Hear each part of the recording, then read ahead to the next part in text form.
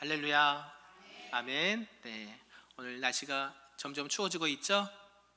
안 추운가요? 저만 추운가요? 네. 아무튼 추운 날씨에 건강 유의하시기를 바랍니다. 오늘도 하나님의 말씀 가운데 큰 은혜와 따뜻한 성령님의 임재가 있기를 간절히 축복합니다.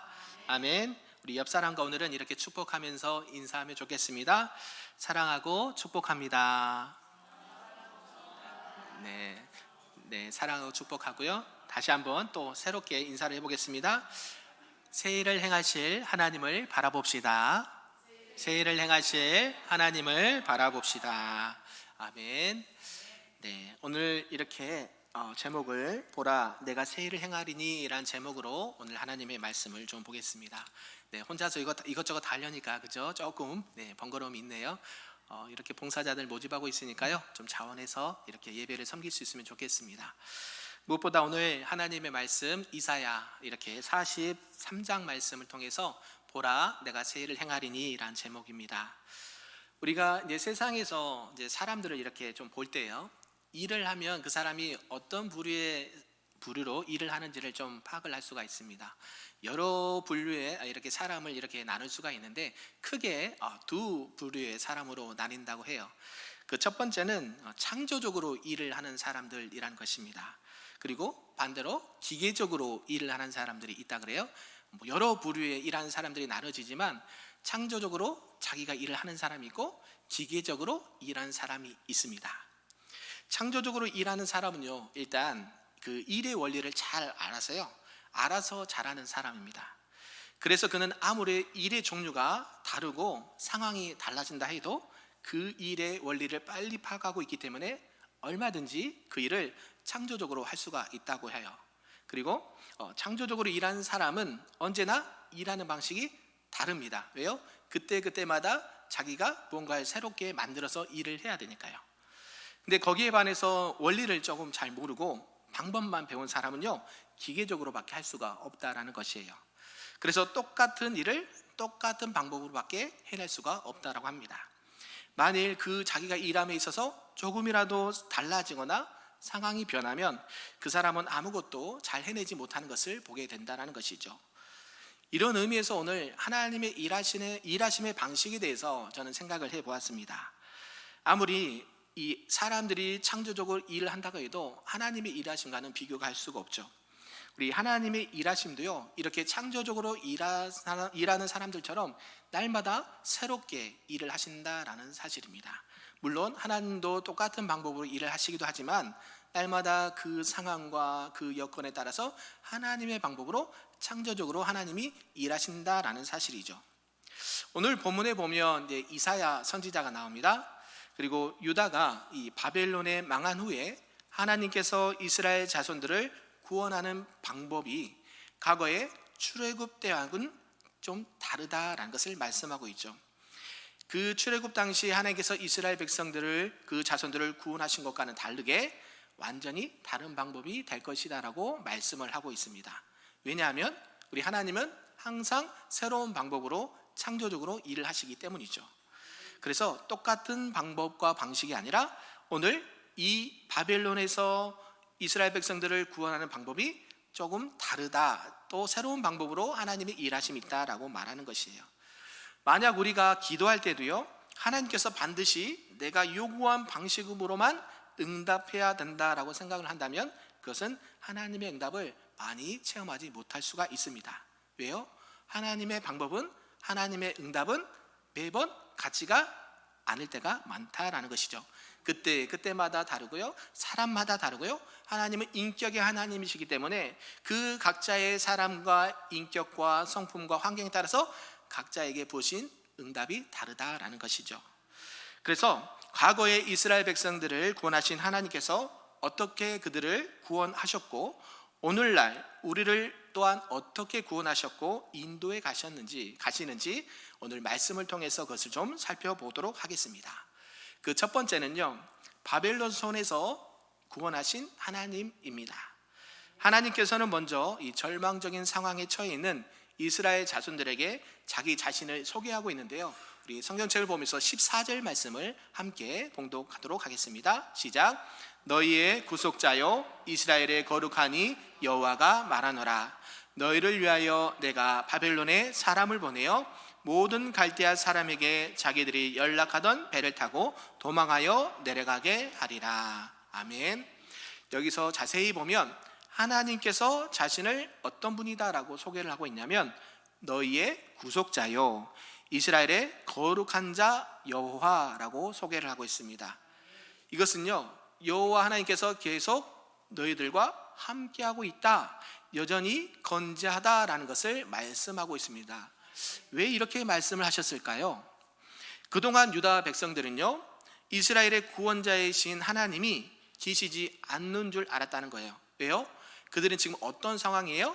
바벨론의 포로로 끌려가서 지금 힘듦과 어려움을 당하고 있는 상태이거든요. 우리가 그렇잖아요. 하나님이 살아계신다면 어떻게 이러한 어려움이 있을 수 있겠습니까? 그렇죠? 지금 이스라엘 백성들도 수년간 그 바벨론의 노예로 또 팔려가서 여러 가지 힘든 상황을 겪다 보니까 지금 하나님이 계신지 안 계신지도 모른다, 하나님이 안 계신 것 같다, 하나님의 부재를 경험했다라고 하신 것이에요. 그러나 하나님은 오늘 14절에 분명히 말씀하죠. 너희의 구속자요 이스라엘의 거룩하신 이 여호와, 내가 너희와 지금 함께 하고 있다라는 사실이죠. 사실 유다 백성들은요, 왜 그러냐면 그때 당시에 자기들의 수도가 불에 타버렸습니다. 또 하나님을 늘 예배하던 그 당시의 성전이 파괴되어 버렸습니다. 그리고 이스라엘이 멸망해서 지금 자기들은 노예로 팔려 있다라는 것이죠. 그러니까 하나님이 어디 계시겠습니까? 그죠? 자기들이 바라보고 자기들이 경험했던 그 상황은 도저히 하나님이 계신다면 우리가 이렇게 살 수가 없다라고 전제를 하고 하나님이 안 계신 것처럼 생활을 했다라는 것이죠. 사실 이때 당시에 유다 백성들은요, 이 하나님에 대한 개념과 믿음이 거의 다 사라졌다라고 해도 과언이 아닙니다. 그들은 예루살렘이 멸망하기 전에는 형식적인 신자들이었어요. 겉으로만 하나님을 믿는 척, 실제로는 하나님을 믿는 믿음이 없는 상태였다라는 것이죠. 그러다가 이제 나라가 망하고요, 먼 타국 땅 바벨론의 포로가 되어 갔을 때 그들의 머릿속에는 하나님에 대한 개념과 생각이 점점 완전히 지워지게 되었다라는 것이에요.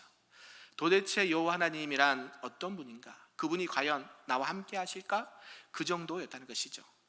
그런데 하나님께서는 그들에게 다시 그들에게 말씀으로 찾아오셨고요, 이스라엘의 구원자는 죽지 않고 사라지지 않고 여전히 살아 계신다라고 말씀을 하신 것이죠. 그렇다면 그동안 하나님이 어디 계셨을까요? 그죠? 하나님이 분명 살아 계셨다라고 말씀하셨는데 그렇다면 하나님은 어디에 계셨을까요? 예루살렘 멸망과 바벨론의 포로 생활이라는 이 엄청난 비극은 이스라엘의 자손의 멸망이 아니었습니다. 왜요? 이것은 하나님께서 그들의 이 불신앙과 하나님에 대한 그 믿음 없음을 치료하는 대수술과도 같다라는 것이죠. 어떤 사람이 몸에 큰 암세포가 있어서 그것을 수술할 때에 마치 부모가요, 그 수술실 밖에서 조용히 대기하면서 지켜보는 것과도 같다라는 의미입니다.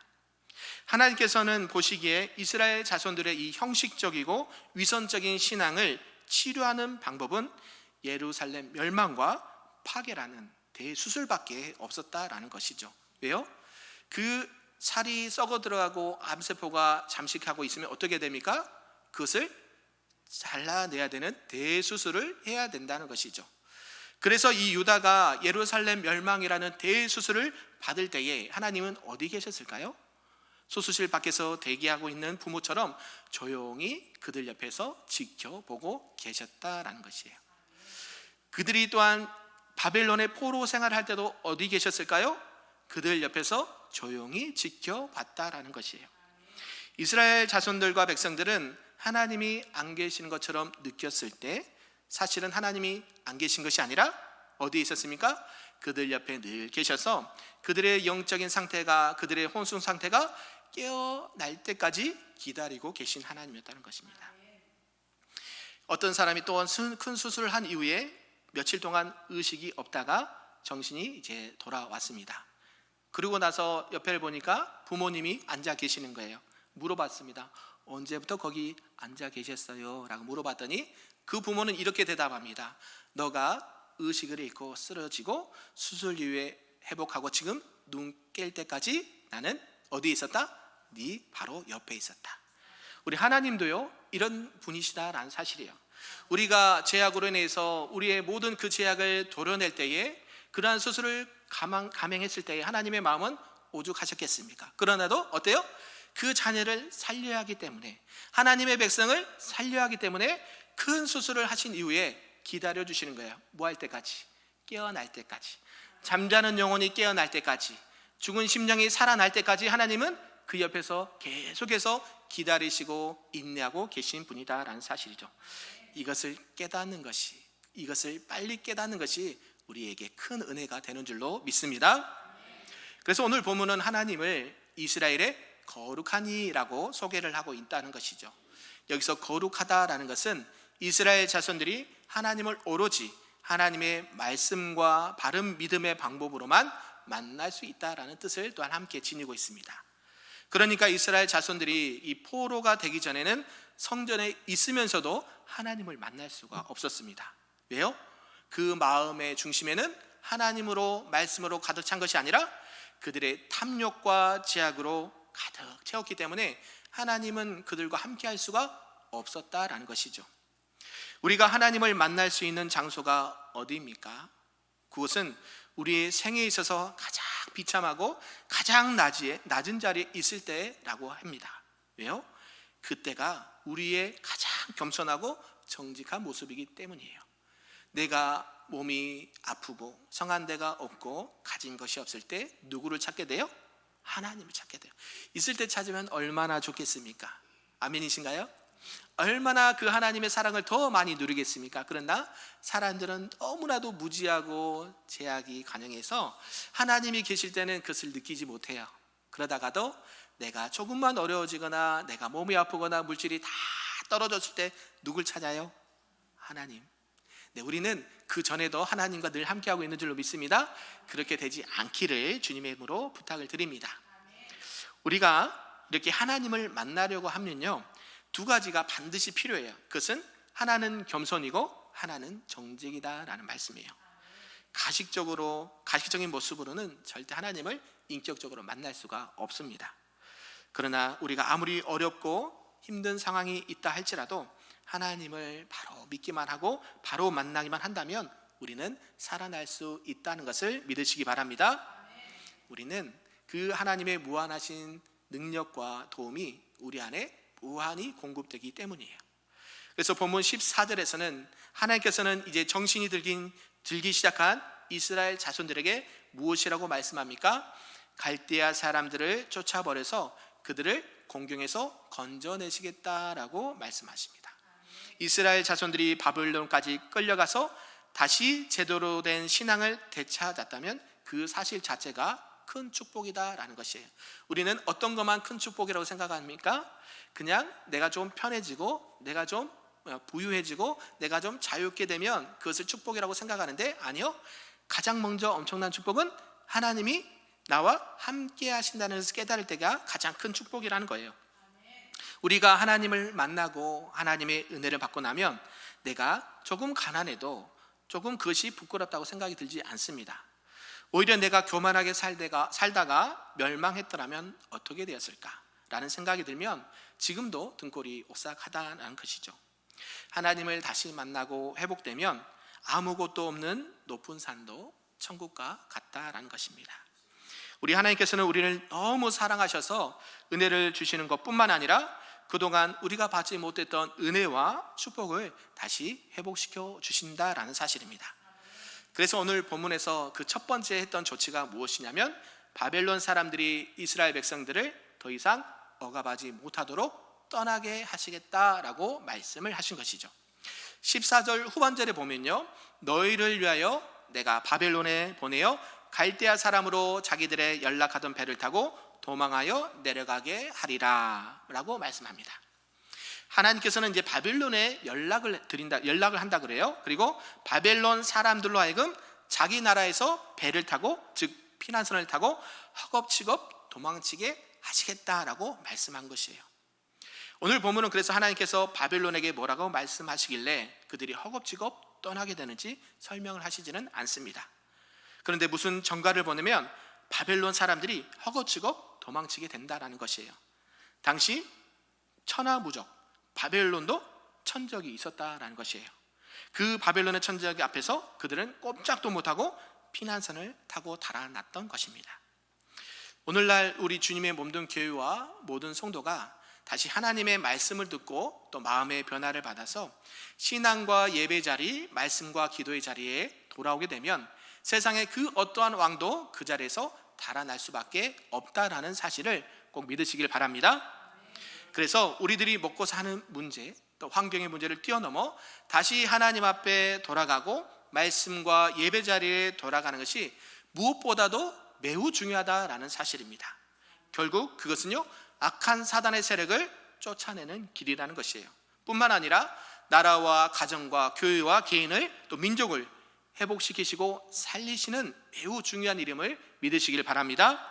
그러한 하나님의 은혜가 우리 큰빛교회 모든 성도들에게 임하기를 주님의 이름으로 축복합니다. 이제 두 번째는 새로운 일을 행하시는 하나님입니다. 우리 본문 15절에 보면요, 하나님께서는 이 포로된 이스라엘 자손들에게 하나님을 열심히 계속해서 소개를 하고 있습니다. 우리 15절 말씀인데요, 우리 한번 다시 읽어보겠습니다. 시작. 나는 여호와 너희의 거룩한 이요 이스라엘의 창조자요 너희의 왕이니라. 아멘. 하나님은 자기 자신을 무엇이라고 다시 세 가지로 소개하고 있습니까? 하나는 너희의 거룩한 이요, 두 번째는 이스라엘의 창조자요, 세 번째는 너희의 왕이니라 라고 말씀합니다. 이것을 뒤에서부터 좀 생각을 해보려고 합니다. 하나님은 왕이시기 때문에 누구를 구원해야 될까요? 자기 백성을 반드시 구원해야 되는 그러한 직무와 책무가 있다는 거예요. 왕은요, 혼자만 왕이 있으면 안 되죠. 백성들을 어떻게 해요? 구원해내야 되는 직무가 있는 거예요. 왕은 자기 나라의 백성을 책임지는 분이다라는 것입니다. 두 번째는요, 하나님은 이스라엘의 창조자 되신다라고 말씀드려요. 그는 아무것도 없는 데서, 무에서 유를 창조하시고 이스라엘 백성들, 하나님의 백성들을 만들어 내신다라는 사실이요. 사실 말씀이 있는 곳에는 하나님의 백성들이 만들어지게 되어 있습니다. 이것은 무슨 뜻일까요? 우리와 피부색이 다르고 언어가 달라도 누가 계시면, 하나님의 말씀이 계시면 그들도 누구의 백성이 된다고요? 하나님의 백성이 된다라는 말씀이에요. 하나님의 백성들이 만들어지게 된다는 거예요. 그래서 하나님은 창조자이시기 때문에 구원을 하시되 각자의 나라와 상황과 여건에 맞게끔 그들의 방법대로 구원을 하신다라고 말씀하신 거예요.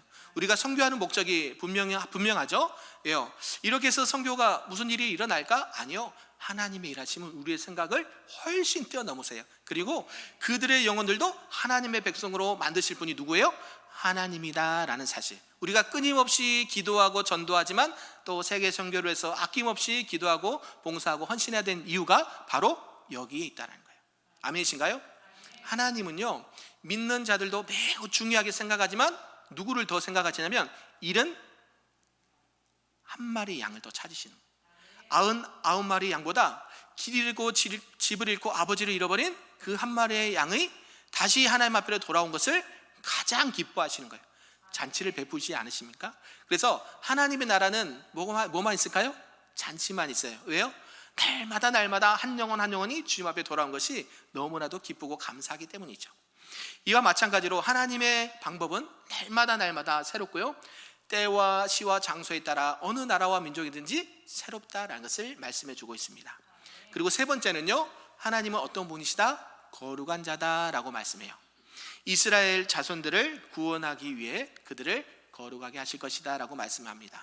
거룩은 새벽에도 제가 말씀드렸지만 무엇이라고 했어요? 두 글자로 구별, 그죠? 거룩에서 어떤 거룩한 위험을 나타내는 것이 아니라 하나님을 믿는 사람과 믿지 않는 사람과 구별되다, 성별되다, 그죠? 하나님의 백성으로서 세상 사람들과 같아야 된다, 달라야 된다? 달라야 된다. 이스라엘 백성들이 지금 거룩하신 하나님 앞에 다시 그 거룩성을 회복해야 된다라고 말씀하신 것이에요. 이들을 구원하신 목적이 바로 하나님처럼 거룩하게 살게 하기 위해서라는 것이죠. 나도 거룩하니 누구도 거룩하라? 너희도 거룩하라. 그리고 그들을 어떻게 구원하실지에 대해서 우리 16절과 17절에 말씀하는데요, 우리 16절과 17절의 말씀을 한번 읽어보겠습니다. 시작. 나 여호와가 이같이 말하노라. 바다 가운데의 길을 큰 물 가운데의 지름길을 내고 병거와 말과 군대 용사를 이끌어내어 그들이 일시에 엎드려져 일어나지 못하고 소멸하기를 꺼져가는 등불 같게 하였느니라. 아멘. 네, 이 말씀을 보면 무엇이 떠오르시나요? 우리 새벽기도 나오시는 분, 네, 출애굽할 때가 생각나지 않습니까? 네, 새벽기도 많이 나오시기를 부탁드립니다. 네, 하나님께서는요 지금 이 16절과 17절에 무엇을 생각나게 하셔요? 출애굽할 때 이스라엘 백성들이 어떻게 구원받았는지에 대해서 말씀하고 있는 거예요. 원래 이 전 세계적으로요, 노예들이 집단으로 탈출해서 성공한 적이 있을까요, 없을까요? 없어요. 이 오늘 출애굽 그 이스라엘 백성들의 그 구원의 역사 외에는 없어요. 그러나 그 이스라엘 백성들은 그 출애굽의 여정에서 성공을 했습니까, 실패했습니까? 성공을 했다라는 것이에요. 아멘. 그 작전이요, 그 구원을 받는 그 작전이 얼마나 치밀하고 계획적이고 정교한지 사람의 생각과 판단으로는 도저히 말할 수가 없다라는 것이에요. 물론 하나님의 일하심은 무제한이죠. 근데 그 모든 상황 가운데 출애굽시킬 때 그 애굽 땅에 몇 가지 재앙을 내리십니까? 10가지. 10가지 그 기묘한 재앙을 애굽 땅에 내리십니다. 그리고 그들을 치셨죠. 이스라엘 백성들은 바다가 갈라진 홍해길을 건너서 애굽을 떠났습니다. 그리고 뒤쫓아오던 애굽 사람들은 어떻게 됐습니까? 하나님을 두려워하지 않고 하나님의 백성들을 괴롭게 하고 죽이려고 했던 그 애굽과 그 바로의 많은 군사들과 병사들은 어떻게 됐습니까? 완전히 물에 수장이 돼서 죽어버렸습니다. 출애굽만큼 이 하나님의 구원의 놀라운 방법은 없었다라는 것을 우리는 기억하면 좋겠습니다. 그러나 이것도 매우 중요한데요, 우리 하나님은 어떻게 일하신다고요? 늘 새롭게 일하신다라고 말씀하십니다. 보라, 내가 무슨 일을 행하신다? 새 일을 행하신다. 우리 하나님은 이스라엘 백성들 출애굽 당시에는 그렇게 구원해 내셨는데, 오늘 이제 이 이사야 43장의 말씀을 보면 이스라엘 백성들을 이제 새로운 방법으로 구원해 내겠다라고 말씀하신 겁니다. 성경은요 이 세상 나라의 운명에 대해서 꺼져가는 등불과 같다라고 말합니다.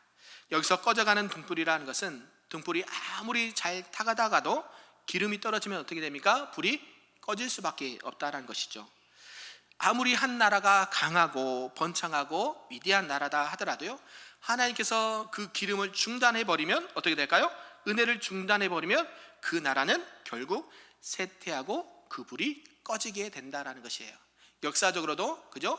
수백 년을 이어온 그런 나라들은 없다라는 것이에요. 로마도 그렇고요.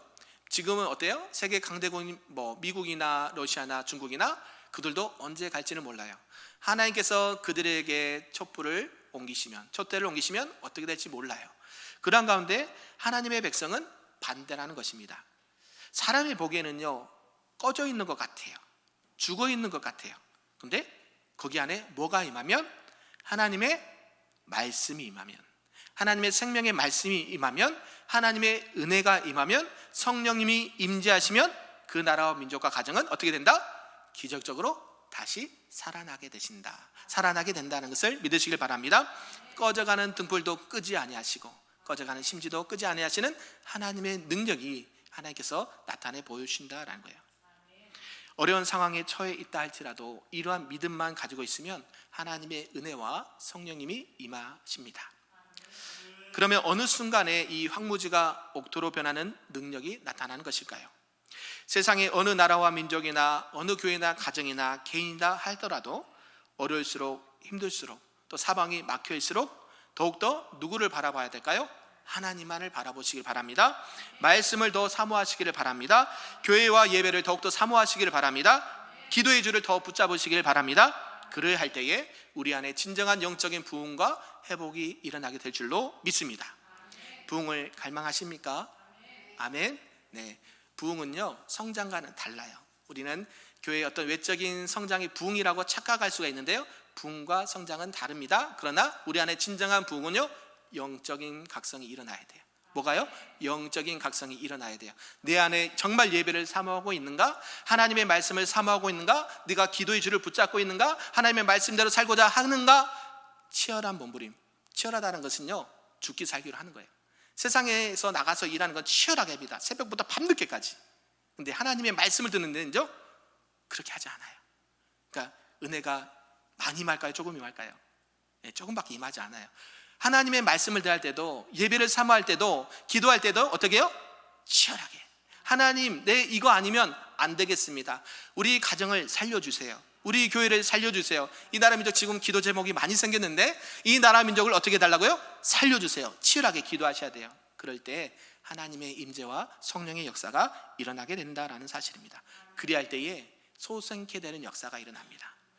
아무리 어려움이 있다 할지라도, 환경이 무너진다 할지라도 믿음의 사람들이, 하나님의 백성들이 기도의 무릎을 꿇고 말씀 앞에 엎드리고 하나님의 은혜를 사모하고 성령 충만할 때 그 모든 문제들이 해결되는, 모든 문제들이 완전히 사라지는 역사가 저와 여러분 안에 일어나길 소망합니다. 그러면서 하나님께서는 무엇이라고 이스라엘 백성들에게 말씀하시냐면, 이전 일을 기억해라, 기억하지 말라?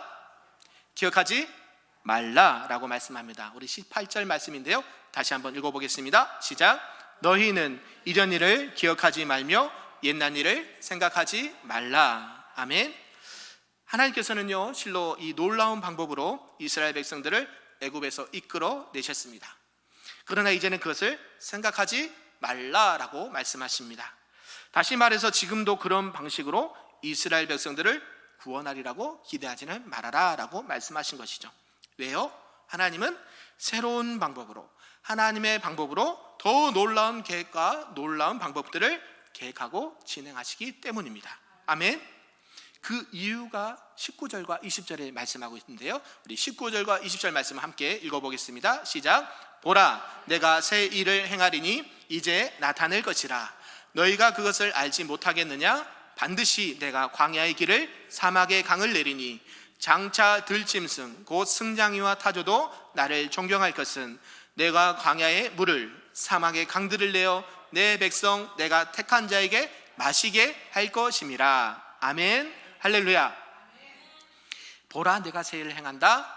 너희가 그것을 알지 못하겠느냐? 내가 광야에서 뭘 낸다? 길을 내겠고 사막에 뭐를 낸다? 강을 내겠다. 할렐루야. 유다 백성들은요, 이 바벨론에서 포로 기간이 끝나서 예루살렘으로 돌아올 때는 모세와 같은 인도자가 없었습니다. 그리고 10가지 재앙도 없었습니다. 과거처럼 수백만의 사람들이 돌아오지 않았습니다. 어떻게? 우리가 잘 알듯이 1차, 2차, 3차, 바벨론에서 포로 기간이 3차로 이렇게 이어지거든요. 그러니까 한꺼번에 이스라엘 백성들이 출애굽한 것처럼 하지 않으셨어요. 1차로 누구, 2차로 얼마 누구, 3차로 이렇게 해서 점차적으로 그 이스라엘 백성들을 포로 귀환하는 것을 보게 되는 것이죠. 과거의 구원은요, 이 수백만 명의 사람들이 지리적으로 대이동하는 것이 구원이었습니다. 그러나 하나님께서는 이제 새로운 방법으로 그들을 구원하신다라는 것이죠. 즉 그들은 포로된 곳에서 돌아올 필요가 없었습니다. 왜냐하면 하나님의 성령이 복음의 말씀과 함께 그들이 포로된 곳을 찾아가서 거기서 바로 구원을 이루시기 때문이다라는 말씀이에요. 그 대표적인 예가 있다면 무엇이겠습니까? 바로 이 바사왕 고레스를 둘 수가 있습니다. 이 고레스는요, 하나님을 믿는 왕이었을까요? 믿지 않는 왕이었을까요? 믿지 않는 왕, 이방인의 왕이었습니다. 그런데요, 그런 그가 하나님께 쓰임받는, 하나님의 은혜로 쓰임을 받게 되자 이제 바벨론을 무찌르고요, 유다 자손을 구원하고 돌아가서 너희의 성전을 재건해라 라고 도와주는 것입니다. 아멘이신가요? 고레스 왕은 하나님을 믿는 왕이었다고요? 안 믿는 왕이었다고요? 안 믿는 왕, 이방인의 왕이었는데 그가 하나님께서 은혜를 주시고 하나님께서 쓰시니까요, 바벨론을 무찔러 주시고요. 아멘. 유다 자손들을 대신 구원해 주시고요. 너희들 예루살렘 가서 뭐도 건축해라? 성전도 건축해라. 할렐루야. 이스라엘 백성들이 한 게 있나요? 네, 기도밖에 한 게 없어요. 그죠? 이것은 앞으로 하나님께서 하실 놀라운 일의 표적이라는 것입니다. 앞으로 하나님께서 새롭게 행하실 일들은 고레스 같은 이방인들을 성령의 능력으로 변화시키셔서 한 나라를, 하나님의 나라를 다시 세우게 하시고 복음을 전파하게 하시고 그 당시에 성전을 건축하게 하시고 재건하게 하시는 것이다 라는 말씀입니다. 그래서 결국 이 10가지 재앙이나 홍해가 갈라진 것보다 더 큰 능력은 무엇이냐면 우리 안에 뭐가 임해야 됩니까? 성령 하나님이 임해야 된다라는 말씀입니다. 믿으십니까? 우리가 성령 충만하기를 원하십니까? 아멘. 여기 표가 제가 만들어 봤는데요, 우리 전주 큰빛교회 밑에 조그만 글씨가 보이시나요? 이게 잘 안 보여요. 이 뒤에 이 배경 때문에. 밑에 보면 성령 충만한 은혜의 공동체. 아멘. 네, 성령 충만할 때에 하나님의 은혜가 임한 줄로 믿습니다. 그래서 하나님의 일은요, 이제는 예전과는 달라요. 네, 하나님의 우리 교회에게 부으신 은혜, 개인적으로 부으신 은혜, 가정에 부으신 은혜가 이전과 같을까요, 다를까요? 달라요. 왜요? 달라졌잖아요. 그렇죠? 목사님도 달라지고 또 사람도 달라지고 여러 가지 환경이 달라졌어요. 그러면요, 하나님이 일하신 방식은 같을 수도 있지만 이제 다르게 임하신다는 거예요. 그것을 믿으시길 바랍니다. 10가지 재앙이나 홍해가 갈라진 것보다 더 큰 능력은 바로 하나님의 성령이 우리에게 임하는 것이에요. 성령님은요, 우리를 묶고 있는 모든 사단의 결박을 다 끊어버리십니다. 믿으십니까? 우리의 병든 몸과 영혼을 치유하십니다. 그리고 우리가 여기에서 바로 하나님을 만나게 하시고 하나님을 섬기게 하신다는 것이죠. 이제 하나님이 행하실 일은요, 광야에서 길을 내시고 사막에도 강을 흐르게 하신다라는 사실입니다. 아무리 광야라 하더라도요, 거기에 길이 생기면 어떻습니까? 그 길을 따라서 많은 사람들이 왕래를 하는 것이고요. 또한 어떻습니까? 사막이라 할지라도 그 사막에 강이 흐르면요, 생명이 다시 이렇게 생명이 소생케 되는 역사가 일어난다는 거예요. 처음부터 사막이 아니죠? 뭐가 없으면, 물이 없으면 사막이 되는 거예요. 비가 내리지 않으면 사막이 되는데 그 안에 생수의 강이 흘러 넘치면 사막이 옥토가 되는 줄로 믿습니다. 그래서 여기서 광야에서 길을 내고 사막에 강이 흐른다는 것은 상징적인 표현이죠. 신약 시대의 복음으로 일어날 변화를 나타낼 것을 오늘 말씀하고 있습니다. 하나님의 말씀과 복음이 선포되기만 하면 성령의 역사가 일어나게 됩니다. 성령이 얼마나 놀라운 분이신가 하면 다른 것으로는 절대 변하지 않던 사람이 변하게 된다는 것이에요. 우리 부부 사이에도 그러지 않습니까? 내 남편, 내 아내, 우리 성도들 말고요, 더 옆집에 보면 절대로 안 변할 사람이 누구 같아요? 내 남편이고 내 아내고 내 자녀일 것 같아요. 그러나 그 사람이 뭘 받으면? 성령을 받으면, 성령의 은혜를 받으면 변할까요, 안 변할까요? 내가 할 수 있나요? 저는 절대 못합니다. 우리 자녀들이 있지만 절대 안 돼요. 내 뜻대로 안 되는 게 자녀인 것 같아요. 아내와 남편은 말할 것도 없고요. 그러나 그들이 무엇을 받으면? 성령을 받으며 변해요. 하나님의 사람으로 변하게 되는 줄로 믿습니다. 우리 막내가 한참 사춘기가 심합니다. 이제 중1인데요. 그죠? 요새는 중2도 아니고 중1부터. 그런 가운데 부모의 마음을 너무 힘들게 했어요. 일찍 들어와라 그러면 왜 일찍 들어와야 돼요? 그죠? 왜 엄마 아빠는 잔소리를 해요? 그죠? 이거 말씀 들으면 또 뭐라 할 수도 있겠지만 어때요? 사춘기에 있는 자녀들은 어때요? 내가 왕. 부모 말도 안 들고 목사님도 필요 없고 사모님도 필요 없고요. 누구도 말도 듣지 않아요. 자기가 그냥 하고 싶은 대로 하는 게 사춘기예요. 그 시기가 있어요. 그러나 그가 어떻게 되면 성령을 받고 말씀의 은혜를 받으면 변화가 일어나게 될 줄로 믿습니다. 내가 할 수 있는 게 아니에요. 그냥 믿고 기도하고 기다려주는 거예요. 아멘이신가요?